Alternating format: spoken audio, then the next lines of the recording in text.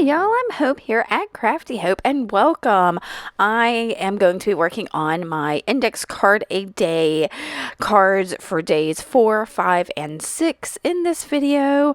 ICAD is a challenge from Tammy Garcia. You can find more about it on the index card a day Instagram or on her Daisy Yellow Art website. So I'll put links to all that below so you can learn. But basically you take a 3x5 or 4x6 index card or a piece of paper that size and just create art every day. Now Tammy does have weekly themes and daily prompts, along with my friend Nina has mixed media ICAD and also has daily prompts. So the Daisy Yellow prompt for this card, which is day 4, is tree, and I bring it in. You see, there's a little tree in that bit of scrapbook paper there, so that is how I'm bringing tree into this.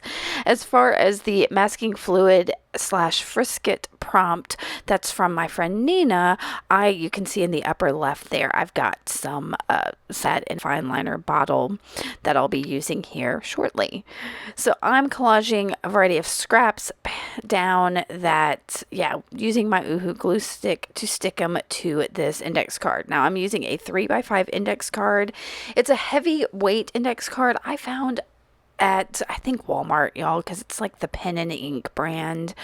And I found those index cards in my stash and thought, oh, those are perfect, because most index cards you find nowadays are really flimsy. And these aren't quite as flimsy, so I've really enjoyed working with them. So once I got all of my collaging down, I'm coming in with a little bit of white gesso and a brayer and lightly going over these papers to just kind of make them more cohesive. Now I'm going to go ahead and tell you that of the 3 cards I'm doing in this video, this card is my least favorite. It never quite felt like it came together for me. So, and sometimes that happens when I'm trying to work with a prompt or work with the prompts. So I'm going to, that is a bit of bright gold Liquitex acrylic ink, and I've got a flat brush there that I'm going to do a bit of mark making across the whole thing. So I'm just making these like chunky rectangles. That's basically the shape of the brush across the card.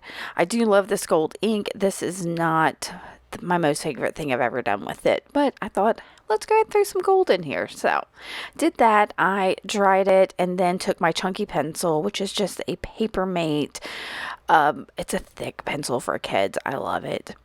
So I scribbled on there, and then I've got some cracked pistachio distressed ink spray stain along with one of the distress oxide sprays. I'm not sure which brown one this is. It could be walnut stain. It could be, I don't know, one of the other ones, vintage photo.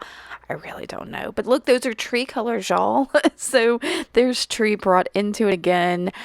As you saw, I think I had a little bit of water there, moved it around, and I'm picking up a little bit of the excess with a paper towel just because it was too much. And then, I started to dry it and decided, oh, I need a little more of that green in there. So I add a little more green, and then I'm going to dry that card. Now here I've got this, masking fluid in a fine liner bottle. Y'all, I found this somewhere. I don't even remember. I'm sure I got it on clearance or something. And so it's old and I'm squeezing it super hard and going around a few of those gold rectangles that I put on there, and then I left it to dry. Once that frisket was dry, I could tell it was dry because it was like clear and shiny. I'm coming back in and doing circles on the inside of those sketchy circles I drew with the masking fluid. I'm using my Stabilo all pencil and then activating it with a wet paintbrush, just some water. Now I drew the circles on the inside, but I'm making sure that I'm bleeding that Stabilo all onto the outside of the frisket as well. Because what I wanted to do was, once I remove that masking fluid, which is done by just rubbing your finger across it and peeling it up, it'll leave a light colored area. So I'm at least hoping that. I also do a little bit of splatter here using some of the wet Stabilo all pencil on my paintbrush. So I'm going to dry that, of course, and then come in and start peeling up that frisket. Now this first one, y'all, I was so excited. This first one goes off beautifully. Look at that. You can see those sketchy lines I did, but that's the best one. The rest of these kind of, I don't know. I don't know if maybe the frisket hadn't been shaken up enough, or I didn't apply it thoroughly enough, or I don't know. So the rest of these, they're okay. It could be the paper even that I put it down on, since I did have several different types of paper on this card. So if you've got tips about using masking fluid, it's not something I use often. It's super cool. I just don't use it very often. So if you have more mastery with it, let me know, because I'd love to hear what your tips and techniques are with a masking fluid or a frisket. And if you know what the difference of the two are, let me know, because to me in my head they're the same thing, but I could be wrong. Okay, so I've peeled all those up. I'm trying to get some of that stickiness off of my desk as well. And yeah, you can see some of those. It's fine. It's not gonna be a big deal. Now this card was feeling super dark and muddy to me since I put all that Stabilo all over it. So I'm taking a Sharpie paint pen in white and priming it and then slinging it at my card just to brighten it up a little bit. I had hoped the gold would do that, but it's really gotten pushed to the background. And I'm, y'all, like I said, it's not my favorite card. I'm going to muddy this up a whole lot more. So I thought maybe bringing in a like a fluorescent ink would be great, but I didn't really want on its own. So I tried making I was trying to make like a fluorescent turquoise. So I used Amsterdam inks, one in primary cyan and one in, I think that's probably like yellow reflux or something. And then I added a touch of Liquitex white acrylic ink, and I'll mix those up, and it never quite gets fluorescent, but it's a neat color. I'm gonna put it on my underpaper here in a second and you'll see it a little bit better. And I thought, well, that's pretty, but I'd like it to be brighter, so here I'm gonna add more of the yellow. Like, let's put some more fluorescent in there and see what happens. And it's not quite the color I want, but it's fine.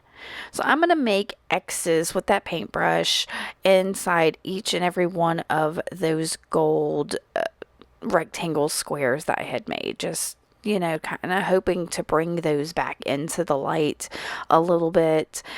It doesn't really do it. It does add a bit of color onto here, which is great. I've been struggling with ways to add other colors into my cards lately. If you'll go see some of the more recent ones, I have brought it a little bit more, but I tend to stick to like browns and blues. Those are my jams, like browns and blue greens. Yeah, or neutrals and blue greens. That's what I do. And there's that chunky pencil again. I'm going around all of these X's now, trying to I guess bring those gold circles to the front. It was starting to feel like I needed some black on here as well. So I've got this R2 pencil from the Dollar Tree, and y'all, what I love about these is that they bleed just like a Stabilo does. They kind of, right when you put the ink down, if you add water to them, they get super blendy, bleedy, and yeah. I don't know. I like them, and I like that it's ink as opposed to just the Stabilo, which is the pencil that will reactivate every time you use it, where this, once it dries, it doesn't really do that as much. I can't promise you that yours won't reactivate, but I haven't had a problem with it, so... All right, so what am I going to do next? This is where I'm like, oh, what have I done? What have I done? All of the prompts have disappeared. It doesn't really matter. It's what got me going, but yeah. So it's like, okay, I want a sentiment. I'll use one of these chip quotes from Tim Holtz. I sorted through them for a while and found this one that says, when nothing is sure, everything is possible. And I liked that it was the white because it brought that brightness back into it. And I decided to back it with something. So I went and I've got all these little sewing kit thread things that I just recently, when I finishing up my 100-day project, pulled out and found them. So anyway, so I'm getting a bunch of this, like, it's kind of a blue greeny light color that I thought would be really nice on there. The color of it doesn't actually even show up. It doesn't really matter in the end, but I thought it would help. It would be a good backer to that chip quote. But you see how it just, you're not really seeing it. It's there. It adds a little texture. It's interesting, but it's not the be all end all. I'll admit that. So I think I should have done something brighter. Now I was seeing hints of like pink in the background that could have been from that scrapbook paper with the tree on it. So I thought I'd somehow add more of that, and I went through all of my like crayons, my water soluble crayons, and finally found this, and I think it's metallic, y'all. It's a gelato, and it's this peachy coral color, and I'm putting it in a couple places, but I found the best thing, yeah, my finger was really the best thing to kind of smear it the way I wanted, and wetting my finger. Which for some reason I had to do from the paintbrush and not dipping it in water. Y'all, I don't know what I was doing. So I've got little touches of that peachy pink in there just to give something else. And somehow I got something on the front. I think some of that peachy pink on the front of that. It's not a huge deal. I am going to ink the edges of my card and the chip quote. I'm using some Black Soot Distress ink on an ink blender. Yeah, and this, it's one of those finishing touches for me that makes it feel like things are done. And I also inked the chip quote basically because it helped framed it up as well, gave it a little bit of shadow, and wasn't so stark white on there, so not as startling white, which would allow, I was hoping, some of that thread to be seen peeking out from it. Now, because the chip quotes are super duper thick, I wanted a super glue on there, so I decided I'll just use Fabri-Tac.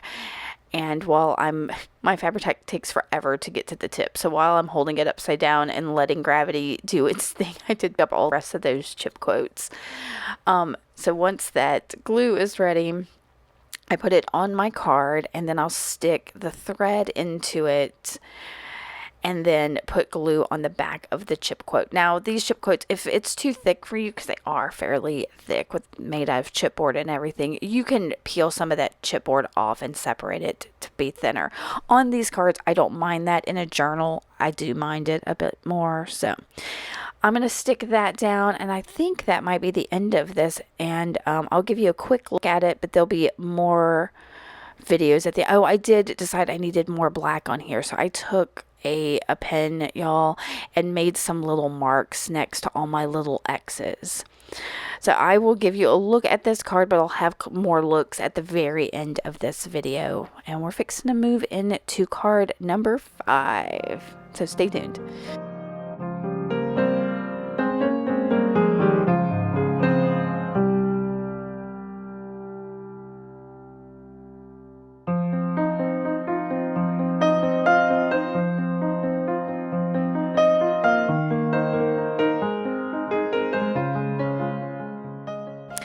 So for day 5 of ICAD, the Daisy Yellow prompt was patisserie, which I believe, if I'm not mistaken, is a French bakery. That's just coming straight from my Great British Bake Off viewing, remembering. So I could be completely wrong about that. And the Mixed Media ICAD prompt was notebook edges. Now, neither one of those prompts felt good to me, so I was like, you know what, this last card 4, I struggled so much with that I really just want to do what feels right to me with this one. So that's what I'm doing. I'm coming in with just a variety of different collage papers straight out of my scrap bin. Some of them I didn't even trim down. I left them with the straight line squared edges, which I don't normally like, but I was like, let's just see what happens. So I collaged all these little bits down, again using my Uhu glue stick, and then pulled out a bit of sewing pattern paper. Now I'm using fluid matte medium, and that is a cosmetic facial mask spreader thing. It's a little silicone spreader. and to put down that matte medium and yeah, spread out that tissue paper. It immediately gave like an age to this. It made all of those little background bits feel more cohesive, which I usually use gesso to do, but this worked, it really worked great. So, going with my gut here was really beneficial. So once I got that down, I will dry that to make sure that matte medium's dry. And then I've got this pencil case with what I consider like focal images in it. So I'm just kind of randomly pulling out things. And I happened on this butterfly that I had laser cut on some craft cardstock. And I thought, oh, well, this could be fun. So I cut it in half because I felt like the whole thing was just too big for the card. But half of it, that felt doable. So I'm going to pull out my 3x5 jelly plate. I have found with things that are fiddly cut like this, the best way to paint them is to use the jelly plate. So I'm going to put a little bit of this is some Americana Sea Breeze paint, I believe. First, I've got to clean off that little gunky bit so I can get my paint out. And I'll put that straight on to my jelly plate and spread it with a brayer, and then of course press that butterfly into it. So that's how I'm going to paint this, and it's not perfect, it's not, but I kind of like that some of the cardstock shows, some of the craft cardstock shows through. So you see I put that down. I'm going to press it with another piece of paper, which means, okay, so y'all look, I get that.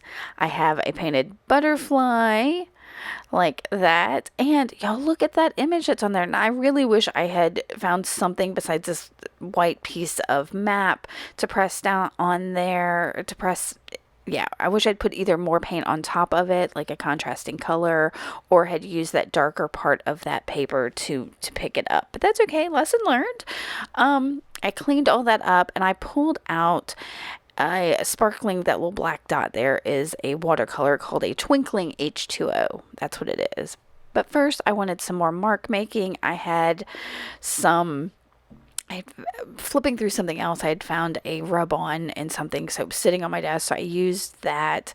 And then I've got these cheap ones from the Dollar Tree that I'm going to cut down and rub on there. I felt like I needed a pop of black, so that's kind of what I'm picking out for on here, is just something stark. It's a bit of a mark making element, really. So I'm going to just put those down, and you can see what I'm using to burnish them, y'all. It's just it's a little spoon. I think it's from at one point I had a cappuccino maker when I was like in college, and I think those little spoons came with it along with the little espresso cups. And I kept the spoons and I used all the time for like picking up beans off my desk. So anyway, I'm burnishing that down with a little spoon. I'm gonna put away. That one got bent and I was like, cut it off. All right. So once I have that done, I think I'm gonna come back in. Yeah, I am gonna do the gesso just a little bit. That the black felt too black on there, so I put a little bit of gesso on my desk, and I'm using the brayer to just spread it around a little bit. Again, this is just to get a little pop of white, a little bit of contrast. I don't know, to lighten things up on the card. And then I've got that Twinkling H2O. I believe this is called Warm Pecan. So it's a dark brown watercolor paint with a little bit of like mica in it.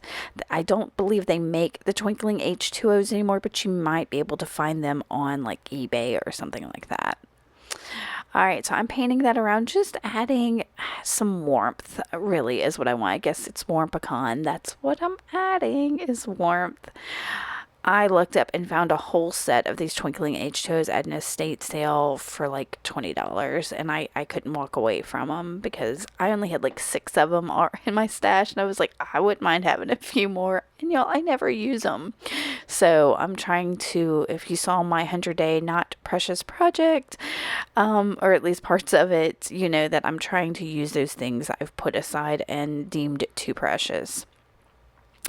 All right, so I needed more pop of white to lighten this up a little bit more. So that is a white out pen, and I'm going to make some marks with it. Just, yeah, you can see, and I'm squeezing it and pressing down on the tip and getting whatever, and it had this great sound. I don't know that it would have come through in the camera if I had left the sound on, but it had like a really fun scratchy sound that I was really digging.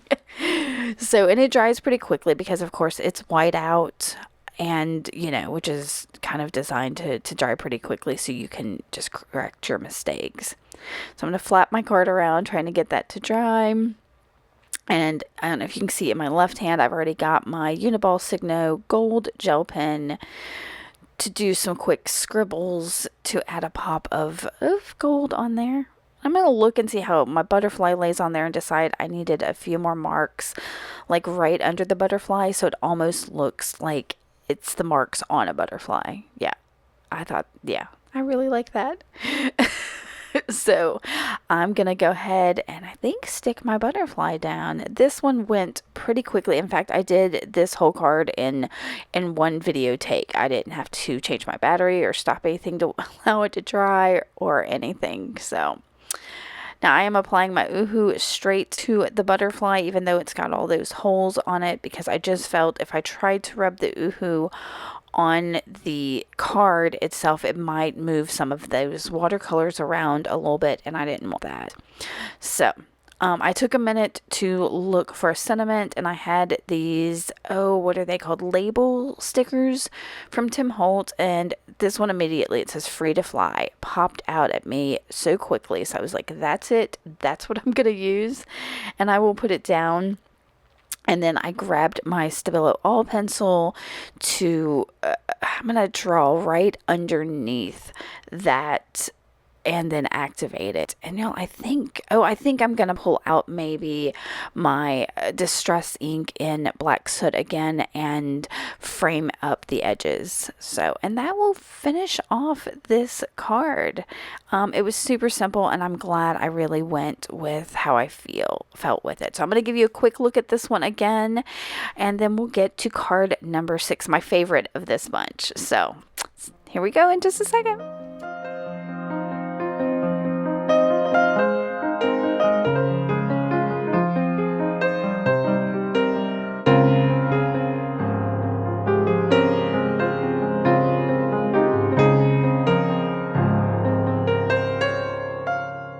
Onward to day 6. The Daisy Yellow prompt on this day is owl. And I love owls, but I could not find anything in my stash that felt right for this card. But the mixed media ICAD prompt from Nina was drywall mesh, and I was absolutely feeling that. I had 2 different kinds. I pulled them both out. I'm going to use both of them on this card. So, yep. So I'm definitely going with that one, and it turns out to be like my favorite card so far. So first I'm going to put down more collage, again working for my scrap bucket using an Uhu glue stick and just throwing some stuff down. I wasn't super concerned about how it looked or what it was, or that I cut things down too much, because I knew I was going to put that drywall mesh down, and it was really going to give texture and cover up a lot of this. Once I got, of course, all my collage down, I started trimming it down just a little bit. I'm saving the pieces that were worth saving and throwing away what wasn't. And now I've got the drywall mesh. Now this gray one isn't a great perfect grid, but it has much more stick to it than the white one I'm going to come in here with in a second. Yeah, I'm going to use more of it. And it's a more perfect grid, but it has very little tackiness to it, and I don't know if it's because it's older, that's just how it's made. So I'll use that spreader tool again and my fluid matte medium to make sure it is stuck down. Yep, and I'm putting it fairly randomly around on there. And you can see I'm working, I think at this point I had accidentally turned the card upside down, and I realized it in a minute, and realize that I like it better, the correct way than this way that I'm applying things. I don't know how I do that all the time, but it doesn't matter. I mean, when you work on ICAD, you can turn them vertically or horizontally or however you want to do it. It's just about using the index card. Now, I did get decide to add even more texture to this. Like I said, I love the texture. So I'm using this. It's a texture paste from Ranger what is it called? Grit Paste Crypt. So I think I found it online at one of the I don't know where I found it. I just looked for it and found it. So, but if I can find it on Amazon, I'll link it below for you. And I'm using a palette knife and kind of going over some of the edges of the drywall mesh to kind of help that bleed onto the card a little bit more.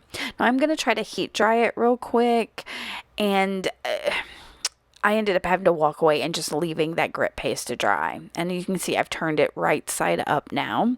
And I decided to grab some things I really like to accent that texture. And this is quinacridone nickel azo gold fluid acrylic paint from Golden. You cannot buy this exact color anymore, but I believe you can get something called like azo gold that doesn't have the nickel in it perhaps. So I put a little bit at the top. I'm working with a super wet brush, letting that move around and bleed. You can see I'm bringing my distress sprayer in to add more water.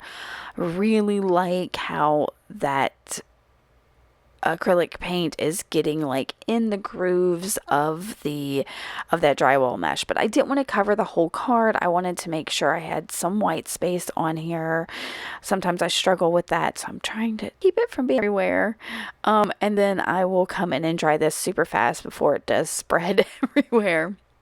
Then I've got some FW acrylic ink. I think this is the Daler Rowney acrylic ink in Payne's Gray. Now I start by using the tip of that dropper to make these like plus signs all over the card, over the mesh, over the grit paste, over all of it. And I'm like, I'm not really loving that. So I take that distress sprayer again and spray water on it. And because that is still wet, you can see it just kind of starts dissolving. So I'm going to go with that, move it around. And because I had used the acrylic paint before, that acrylic paint isn't going to move. If I had used a distress product or something like that, it would move and blend into this as well. So now I'm going to put this on top of a towel. My under paper isn't really level now.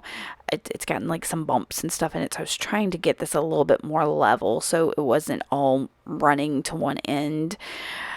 And then use my wet paintbrush to kind of work that ink around a little bit more, especially, make sure it connects to the top, make sure it connects to the edges. And then I've got a paper towel there that I'm going to pick up a little bit of the excess and then come back in and dry it all in a second. Yeah. And y'all, like I said, I really, really love this card.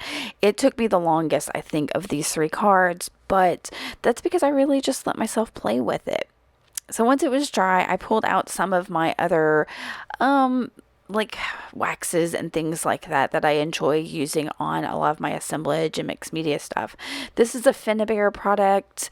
It is a wax, and it is like aged brass or something. I'll have it below it. I don't think you can buy it in the tin like this anymore, but it's in a tube if I'm not mistaken.